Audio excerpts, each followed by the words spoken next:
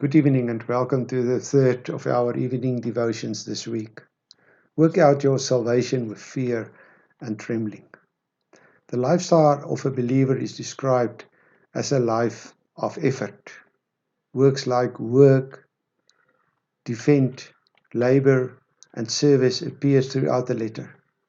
In chapter 3, we will see how it is described with that of an athlete participating in a race where he extends himself to what's ahead. In chapter 2, in the discussion on their unanimity, Paul writes the follows, chapter 2, verse 12 and 13. Therefore, my dear friends, as you have always obeyed, not only in my presence, but now much more in my absence, continue to work out your salvation with fear and trembling. For it is God who works in you to will and to act according to his good purpose. This text is sometimes quoted from its context, as if Paul was saying here that man must work out his own salvation. We know from the rest of the word that this cannot be true. Salvation here does not mean saving salvation. That is received from God. It's a presence out of grace.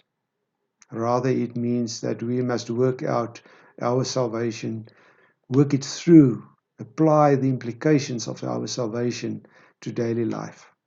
The implications are that when you are saved, you must now live like a redeemed person.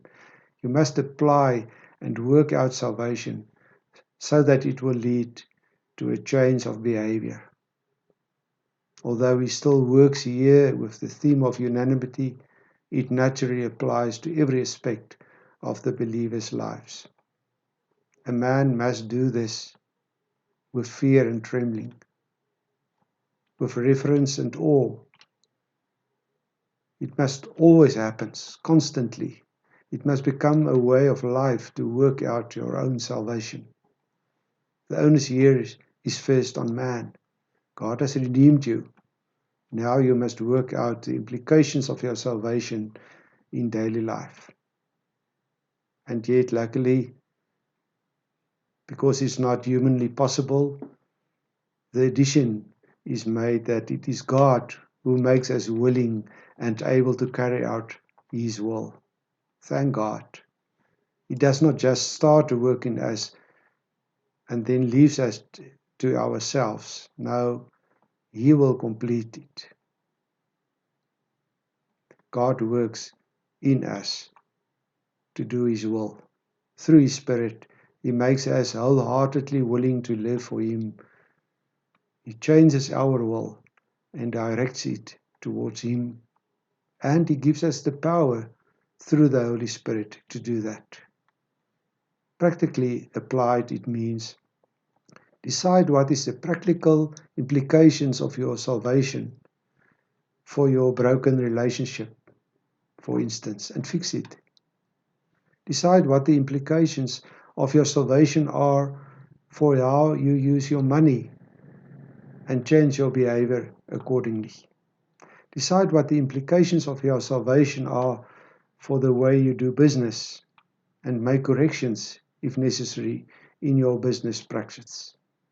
Decide what the implications of your salvation are for your worship of God and make time for personal and collective worship. God gives the willingness and the power, but you must do it. You must, according to his will and with the power he gives you, work out your salvation with reverence and awe towards him. No one else is going to do it for you. Good night, brother and sister.